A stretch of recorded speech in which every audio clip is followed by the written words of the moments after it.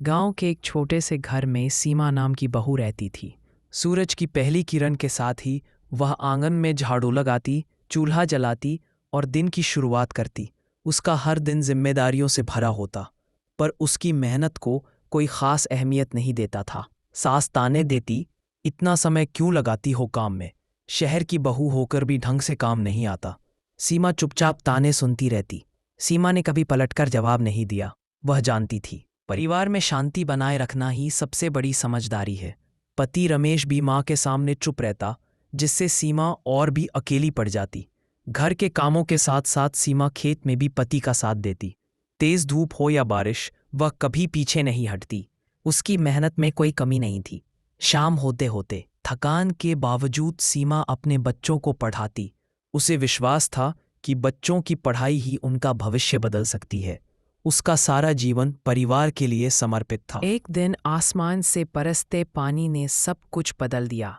गांव में बाढ़ आ गई, खेत पानी में डूब गए और साल भर की मेहनत पलक झपकते ही बर्बाद हो गई।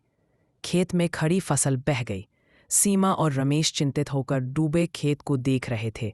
घर में खाने का एक दाना भी नहीं बचा था। सारा परिवार चिंता में डूब गया।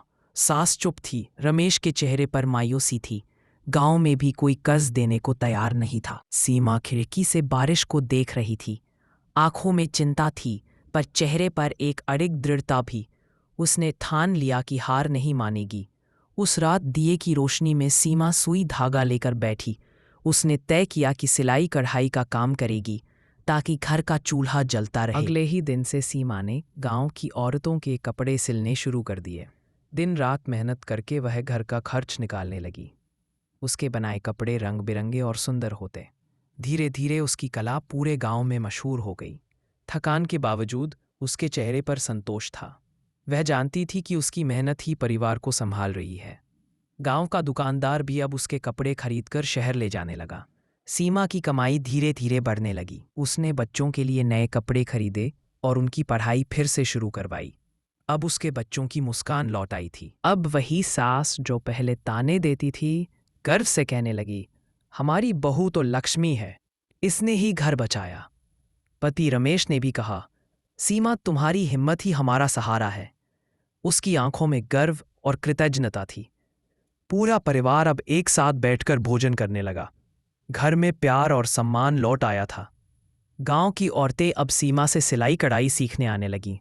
वह औरों को भी आत्मनिर्भर बनाना चाहती थी। सीमा ने महसूस किया कि उसकी मेहनत ने न केवल घर बल्कि पूरे परिवार का भविष्य बदल दिया है। सीमा ने सबको सिखा दिया कि कठिन समय में हार मानना आसान है, पर जीत मेहनत और हिम्मत से ही मिलती है। वह बच्चों के साथ हंसते खेलते वक्त उन्हें सिखाती, परिवार सबसे बड़ा धन है, इसे हमेशा संजोकर रखना चाहिए। गांव में महिला सभा के दौरान वह मंच पर खड़ी होकर औरतों को प्रेरणा देती, अपने पैरों पर खड़ी होना ही असली ताकत है। सास और पति अब सीमा को आशीर्वाद देते। उन्होंने माना कि बहू ही इस घर की असली शक्ति है। अंत में सीमा ने मुस्कुराकर कहा, परिवार तो एक नाव की तरह है, इसे डुबोना या पार लगाना सब हम पर है।